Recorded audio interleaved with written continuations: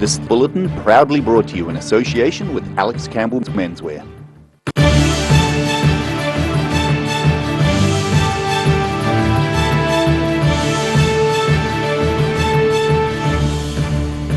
Tonight on the South Today, a Workers' Day memorial has been well attended in Dunedin, with many paying their respects. A COVID preparedness display arrived in Dunedin's Octagon, hoping to inform people. And duck coolers met at Dunedin's Mornington Tap House to take part in a duck cooling competition.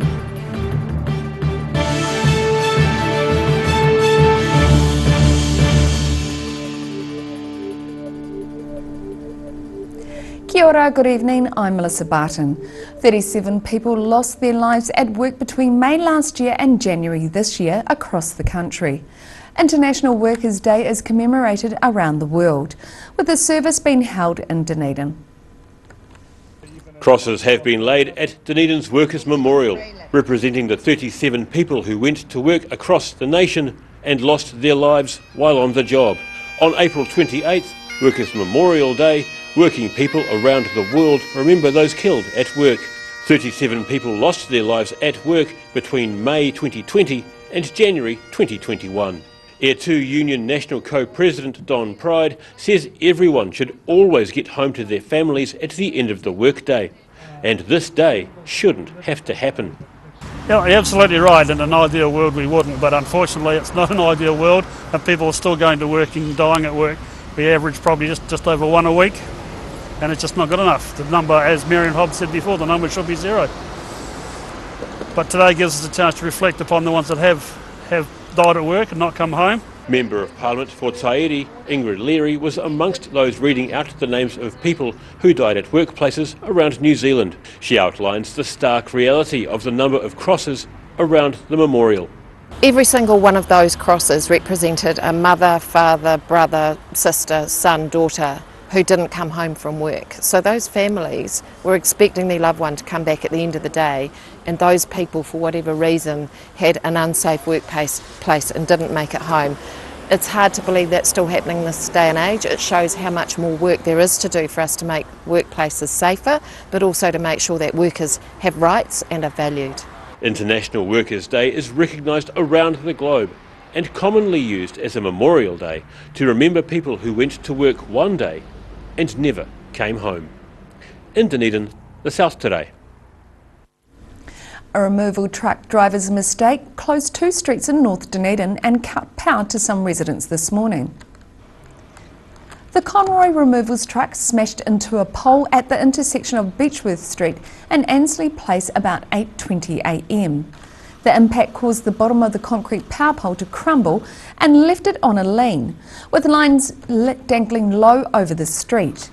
Firefighters blocked off the street before contractors from Delta arrived to work on the damaged pole. Aurora Energy says it was hoping to restore power later this afternoon. An information booth popped up in Dunedin's Octagon for families young and old to learn about vaccines. Called Lab in a Box, the kiosk is set to travel across the South, helping people learn how vaccines and medicines work so that people can make informed choices. Little human figurines in Dunedin's Octagon were bowled over by the coronavirus as part of an outreach collaboration between the Otago Museum and University of Otago's Science and Medicines team. Dr. Karen McLennan says the Lab in a Box pop-up allows families to learn how vaccines and medicines are made, how they work, and how they might relate to us as individuals. Often people won't read a lot of written information. People won't necessarily even actively go and access information that's on the web, be it the Ministry of Health's website or other information. I think it's cool how everything's interactive and you don't just have to sit around listening the whole time. You can have a go at stuff. With a strong background in pharmacology and psychology, McLennan is part of a team keen to let people learn more about the reasons for vaccination. I'm not telling people to get vaccinated, but I want people to have some good information, some good scientific information, to be able to weigh up the benefits of getting vaccinated against any risks and making an informed decision that's right for them. Operating from a transportable container, Lab in a Box is to travel to schools and public events throughout Otago and Southland. In Dunedin, the South Today. The funeral of former Dunedin Mayor Dave Cull is set to be held at the Dunedin Town Hall on Monday. Dave Cull died at his home on Tuesday, 6 months after he was diagnosed with a tumour on his pancreas. He was 71 years old. Elected to the Dunedin City Council in 2007, he went on to serve 3 terms as mayor. The funeral service for Mr Cull starts at 1:30 p.m. on Monday at Dunedin's Town Hall, to be followed by a private cremation. Instead of flowers, the family asked for donations to be made to the Otago Community Hospice. Pursed lubricated lips were a requirement for those taking part in last night's annual Duck Callers of the World competition. 13 people competed under the watchful eyes of the judges, with organisers saying the tairi was well represented at the Mornington Tap House. The Duck Callers of the World duck calling competition has been held at Dunedin's Mornington Tap House. The annual event has been held for about 20 years, and proprietor David Miskimming says it's a great way to prepare for the season. Bit of a warm-up so the guys' vocals can get well plumbed up and practice, so on the day they're calling those ducks in from a long distance away and enjoying the shoot. Competitors took to the cover behind the Mai at the Tap House's downstairs event bar, with 5-year-old Hamiora Smith giving it a quack.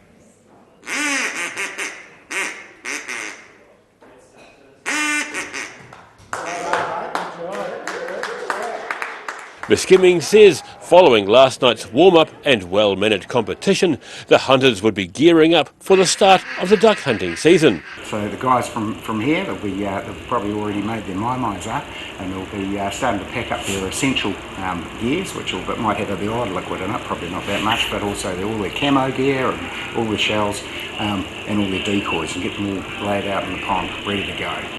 Judges look on as would-be duck hunters duck into the mai using an attempt at animal magnetism and well-pursed lips to lure a flying feed. Miskimming shows the array of duck-calling devices hunters can choose from. So there's quite a range. They come in from, they're called parries, the parry caller, that one there, and then the standard old quacker. And the boys are way better than that than I am. According to Fishing Game's website, the duck shooting seasons vary across the country, but it's due to get underway nationwide on May the 1st. In Dunedin, the South Today. Still to come on the South Today. It's school holidays and the Trans-Tasman bubble is in place, but where are the Aussie tourists? And we have this week's edition of Global Insight with Professor Robert Patman. So catch this and more after the break.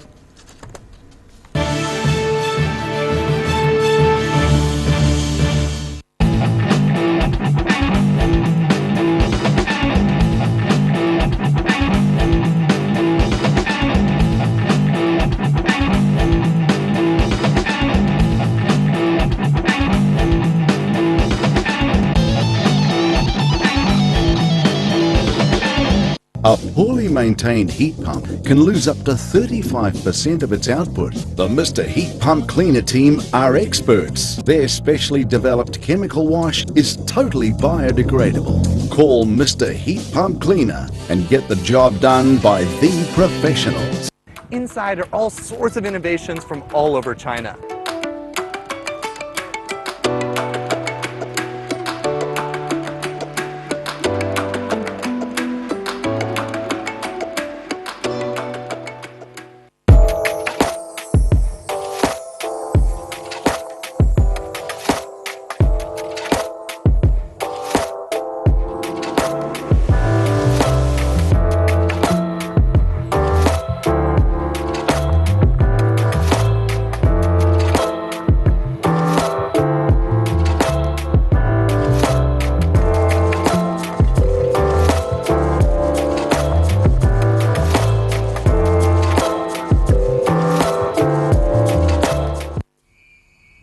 TV, our favourite babysitter, but it can be tough keeping up with what our tamariki are watching.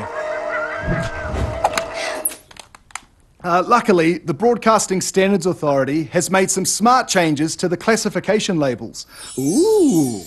Plus changes to the time of day certain rated shows will air, and awesome new parental lock features, meaning your babysitter's job is safe. Find out more at safeviewing.co.nz. If you're at risk of developing melanoma skin cancer, you owe it to yourself to have a mole map. Mole map is coming to your area. Phone today to make an appointment. It could save your life.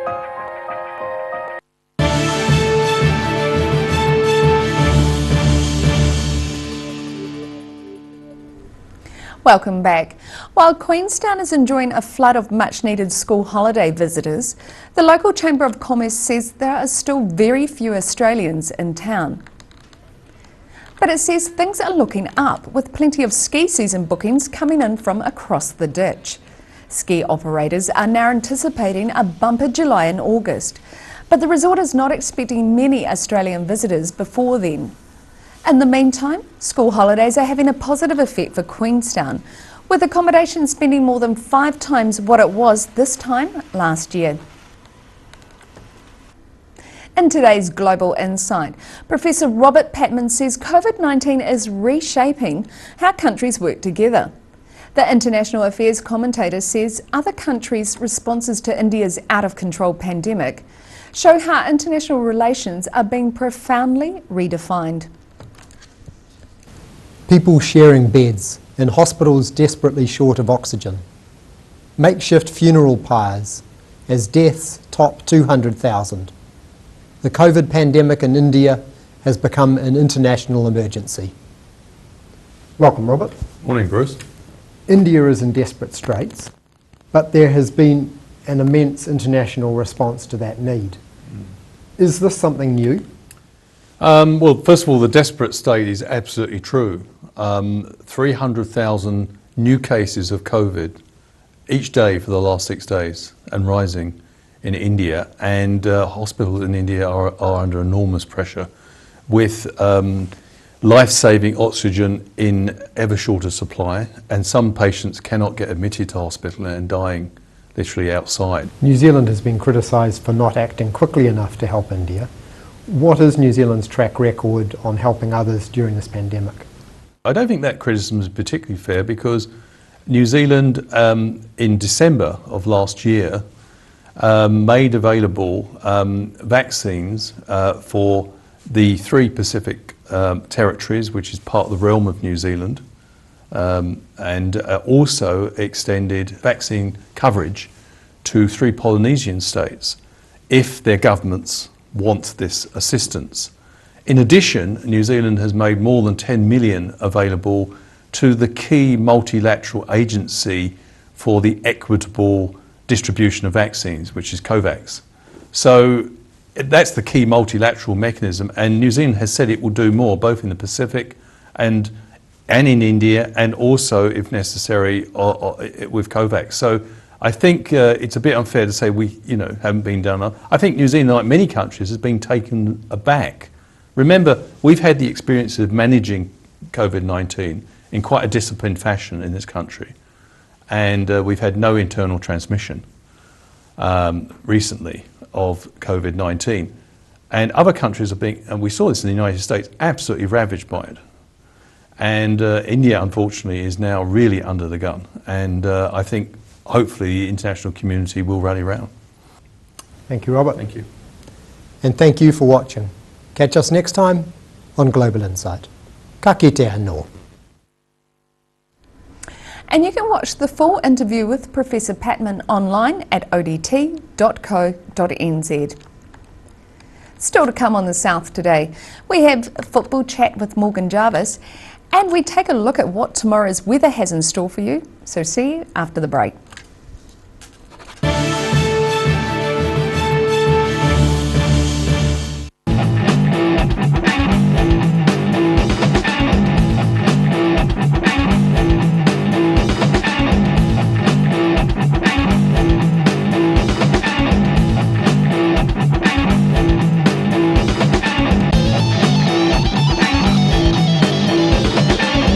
GTF Finance can help you turn the key on your next vehicle with a loan made just for you. TCs and lending criteria apply. Inside are all sorts of innovations from all over China.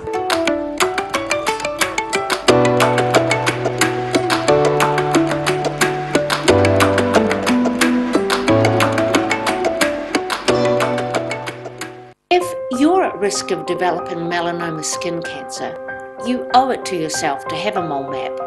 Mole map is coming to your area. Phone today to make an appointment. It could save your life.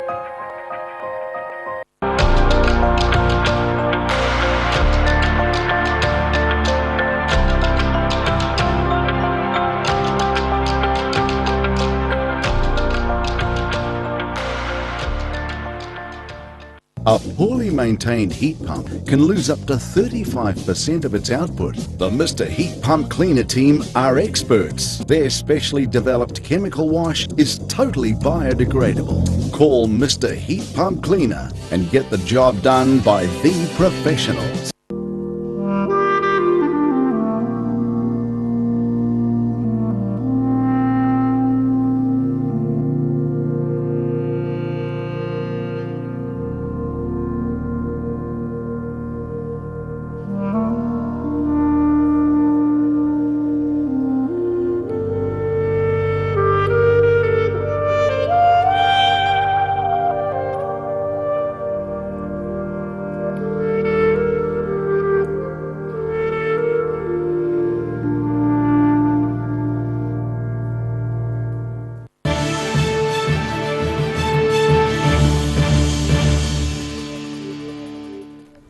Thanks for staying with us. In this edition of Football Chat, host Morgan Jarvis talks to three footballers, including women's star Renee Bacon, about how their season has started off for them. Kia ora and welcome to Football Chat for the week, where we chat about the local men's and women's premiership football. And look, it feels like winter has arrived with some of the weather that we had in the weekend that we'll get to in a minute. I'm joined today by, we've got a full house. We've got Matt Kelly and Rahan Ali from Mosgiel and Renee Bacon from Rosamai Carey. Thanks for coming in. It's awesome to have such a big crew. And well, Matt, starting with your game in the weekend, must have been a bit crazy playing against Northern up at Forrester Park there and the game getting abandoned just after half time with the crazy weather. It must have been a bit of an experience for you. Yeah, it was. It was certainly an interesting game. They probably had us in the first half, not going to lie, and they scored just after half time, and then we got one back. But the hail probably counted in our favour in the end. Tough pitch to play on, tough conditions, and it being cancelled allows us to reset and really try and go again. Yeah, and well, a couple of teams, both yourself and Northern, that I guess haven't actually managed a win yet, but both like such competitive games every week. Northern are obviously going to tip someone over sooner or later, but even though you haven't had a win yet, Rahan, I think four draws, it might only be one loss so far, so it's been a funny old season. I'm always saying to the boys at training, it's win or learn, and we've been doing a lot of learning this season. But we are taking things from some of the games, and obviously there's been games where we have probably dropped points. We've been in winning positions and conceded late goals, so we definitely should have had a few wins. But we are building towards something. We're sticking to our plan of trying to be like a possession-based team. So yeah, we're looking forward to the games coming up, and hopefully we will get a few more results going our way. And Renee, a bit of a mixed start to the season for Roslyn. Picked up a win in the weekend though, and was saying before, pretty young squad. You're certainly one of the experienced heads there that's stepping up every week. But you're sort of enjoying that role in the team as well. Yeah, no, it's good. I mean, between me and Jordan, we create the age in the team, which is concerning. I'm only 24, so I mean, our average age is probably about 17 or so, defending it. I mean, if Jordan's there, then it's about 12, yes. But you know, when she's there, it bumps up that average age quite a bit. Yeah. All credit to her, she's playing really well. Her leadership role within the team is absolutely fantastic. You know, it's really good. Like on the weekends, we really had to dig deep as a team, and Jordan and I had to lead quite a lot because we ended up with 9 players on the field, and big shift from us 9 that were left on the field, but yeah, it's been good. It's been awesome having a big crew on the show this week. We'll see if we can squeeze any more in next week. And good luck to everyone over the weekend. Guys like myself are going to be plodding around the pitch this weekend as well, so it's going to be a big weekend of football, and we'll see you next week. And now recapping tonight's top stories on the South today. A Workers' Day memorial has been well attended in Dunedin, with many paying their respects. A COVID preparedness display arrived in Dunedin's Octagon, hoping to inform people. And duck callers met at Dunedin's Mornington Tap House to take part in a duck calling competition.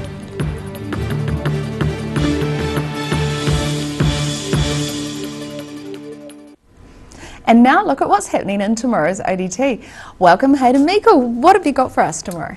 Good evening, Mel. Well, we've got news, all sorts of news. No kidding. No, starting with flights. Obviously the Trans-Tasman bubble opening up, and hopefully further bubbles opening up down the track. We're talking about flights, and one of the key questions we've had is, what about Dunedin Airport? The Dunedin to Brisbane route, obviously 2 or 3 times a week it used to be, but Virgin Australia today confirming that no, they will be coming back to the New Zealand market, but they won't be looking at resuming that route. And coincidentally, Air New Zealand is actually having its board meeting in Dunedin, or has been over the past couple of days, so gave us the opportunity to talk to them. And they've been fairly non-committal. They're not denying it, they're not saying they won't do it, they're saying it's of course a possibility. They could look at taking over that route, but no firm plans. So that would be really good if they did. Yeah, it would be great. It is a handy flight. Very handy. I took it myself about 5 years ago. There'll be some interest. Queenstown's obviously great, got its options, but I think there'll be plenty of Dunedin people would be keen. So that'll be interesting. And speaking of Queenstown, a big day up there for Sir Ian Edgar, the legend, the man himself. Sir Ian received an extremely rare honour today. He was made a Distinguished Fellow of the Institute of Directors. And it's so rare, I think it's something like 0.5% of the membership actually reached that status. So all the bigwigs were in town to Sir Ian. He's obviously facing a few health issues at the moment. He's a great man, he's done an extraordinary amount for this region. So we've got a lovely photo and yarn with him about what has made it such a special day. The Otago Regional Council, they've been busy apologising today. It's been uncovered that large areas of the district, including I think Mosgiel, where I happen to live, and Cromwell I believe, or Clyde, and other areas crucially did not receive long-term plan consultation documents. Something went wrong with the delivery system, and lots of residents did not receive these really key, crucial documents. So big question being asked of they'll have to extend the deadline for submissions or not. So looking forward to seeing where that goes. And a fascinating photo, which I should have brought with me, but I didn't, will be on our front page, and it's of a creepy crawly, I guess you could say. There are some unusual creepy crawlies have found their way to the Otago Museum. And this one's a very rare type of millipede. Looks rather like a giant leech. But it will attract a lot of interest, I think, when people pick up the paper tomorrow and wonder what this little bug is doing. So that should be good. And of course it's Friday, so club rugby preview round. We're all across all the various club rugby competitions around the south. And big news out of New Zealand Rugby today, of course, as well. The provincial unions voting to accept investment from Silver Lake. So we'll have some reaction to that and lots of other good stuff. Wonderful. So you can catch all of that in tomorrow's ODT. And now it's time for a look at the weather. Tonight's weather proudly brought to you by Mole Map. Beginning with the southern view of people paying their respects at Dunedin Workers' Day Memorial. Looking at the situation, a cold front will bring southwesterly winds and showers to southern districts tonight and tomorrow morning. But this will clear later in the day tomorrow, and mostly fine conditions are expected for the weekend. Watch out for frost inland tomorrow night and widespread frost on Saturday night.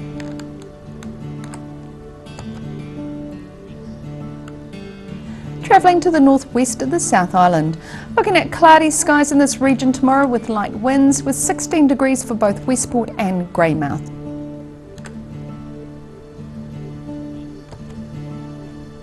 Across to the northeast of the island, expect a bit of cloud tomorrow for Blenheim and Nelson, with a high of 20 degrees for Blenheim and 19 degrees for Nelson.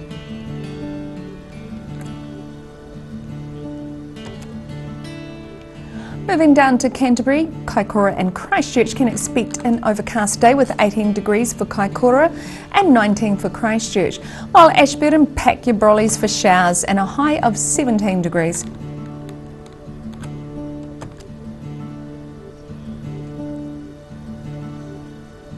Moving to the southern towns, decreasing southwesterlies with showers clearing and a high of 12 degrees for everyone here.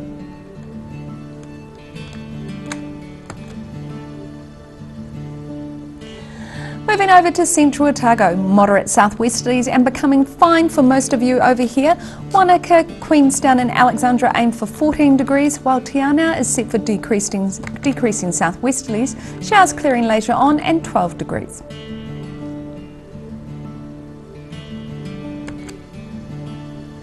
Moving to the northern towns along the coast, Timaru is set for a southwesterly change with brief showers and 18 degrees, while Oamaru sees decreasing southwesterly showers and 17 degrees. While moving inland, Twizel and Amarama are due for moderate southwesterlies, which becomes fine later on and a high of 15 degrees.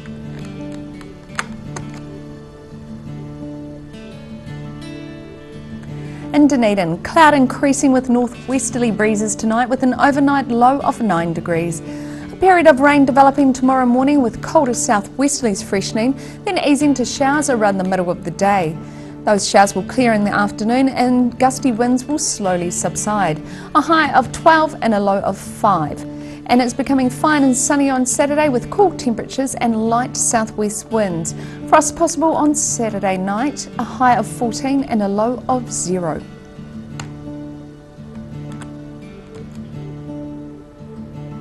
And in Invercargill, rain developing tonight with fresh cold southwesterlies and an overnight low of 9. Showers at first tomorrow morning, clearing by early afternoon with sunny periods increasing. Fresh cold southwesterly winds will also decrease, a high of 11 and a low of 3. And it's fine and sunny on Saturday with cool temperatures and light southerly winds. Plan for a frosty Saturday night, looking at a high of 14 and a low of 0. And that's all from the South Today team for this Thursday. For the latest news from the southern region, head online to odt.co.nz and follow Channel 39 on YouTube and Facebook. Have a great evening. Ka kitea anō.